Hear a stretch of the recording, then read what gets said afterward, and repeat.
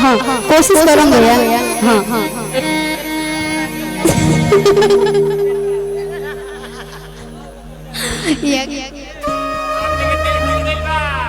केकर दिल टूट गया? सबके दिल टूट गया। पहली बार देखा था कि दिल टूटने के बाद होता हालत। यहाँ सभी दिल जले हैं, सभी दिल जले हैं यहाँ। हमरा बस इतना पता बा हमरा जरूर दिल पे लागे कि ना, लेकिन आलोक भैया जब गए तो जरूर दिल पे। अरे ना ना टाइम सेट से के राजा आने भैया। अरे आप सबका प्यार हम ऐसे नहीं के कहो तो समझ लेकिन भैया के डिमांड बोले बताओ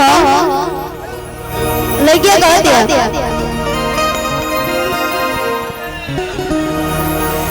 खींचा कर दे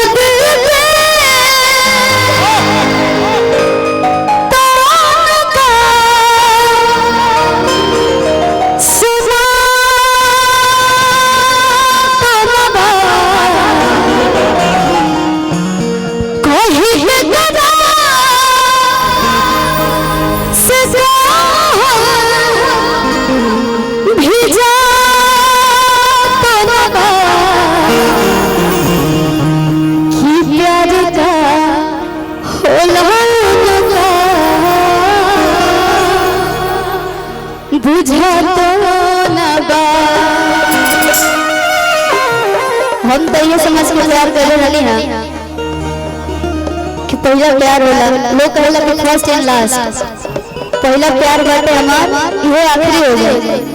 हमरा खातिर तो ये सच्चाई बा, लेकिन हमरा ना पता है कि मेरा सेकंड वाला भी आ जाए। लड़कियां कहती है गीता गाते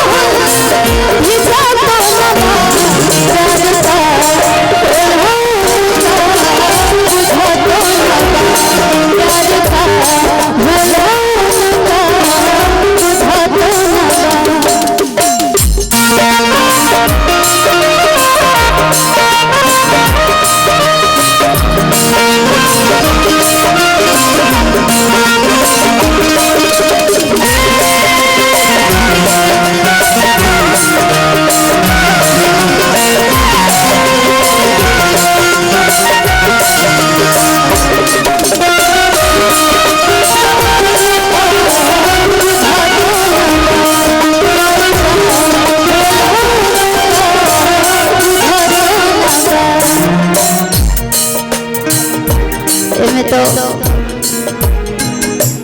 हमने के बड़े भैया विशाल भैया और संजीत भैया की तरफ से बहुत बहुत धन्यवाद। इतना धोखेबाज निकल गए। हम रोज राय देखी ना, लेकिन ना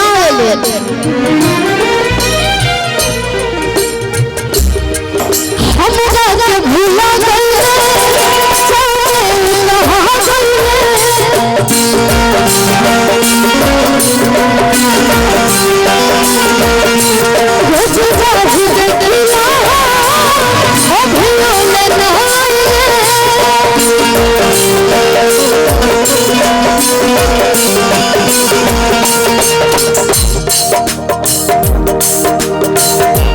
हम तो सुन रहे हैं यार कि जब प्यार में लोग हो जाला, लेकिन आज भीतर है खुद के तो बुझाएगा। हम भूला गए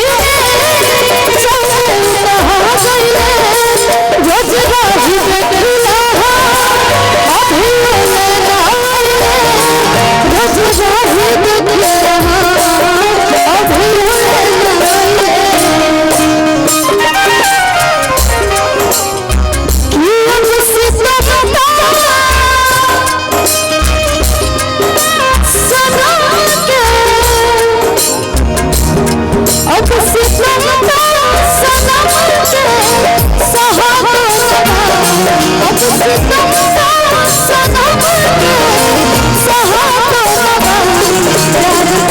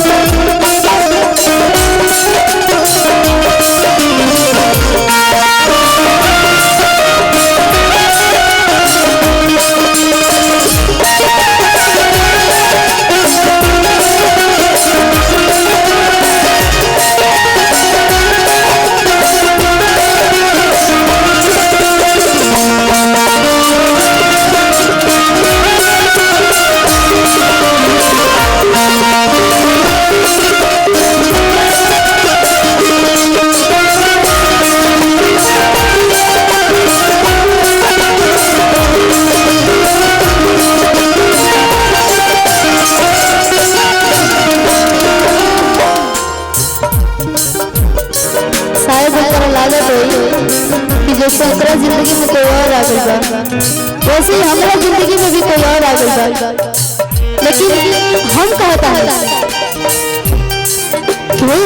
दुनिया में नहीं है तुहरा सिवा हो, तुहरा सिवा प्यार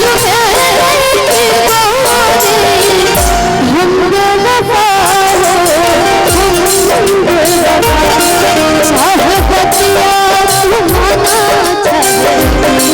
तुम्हारा हो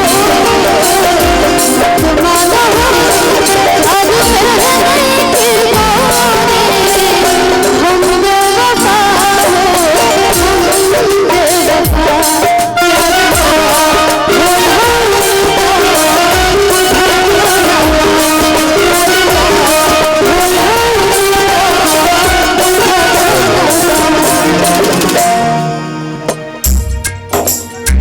एक बात सुनना